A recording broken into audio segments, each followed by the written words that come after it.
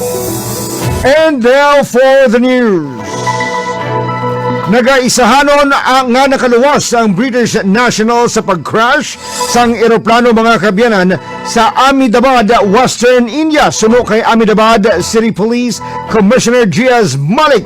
Suno sa mga otoridad ang pasahero sa Seat 11A ang ginkilala kay Vishwash Kumar Ramesh. Bago lang take off ang Air India plane sa nag-crash sa Doctors Hostel. Padulong kuntani sa United Kingdom ang passenger plane nga nag-crash. Base sa records ng Air India, 242 o kung 242 ka mga pasahero kag crew members ang sakay sa flight AI-171. Sa amungan numero, 169 ang mga Indian nationals, 53 ang British, isa ang Canadian kag 7 ang mga Portuguese. Sunod naman sa India's Federation of All India Medical Association, 50 o kung 50 tugtob 60 ka mga estudyante nga naga-eskwela sa medicine ang gindala sa ospital sang nag-crash ang eroplano sa building. 5 ka mga estudyante ang missing samtang 2 ang yara sa intensive care unit.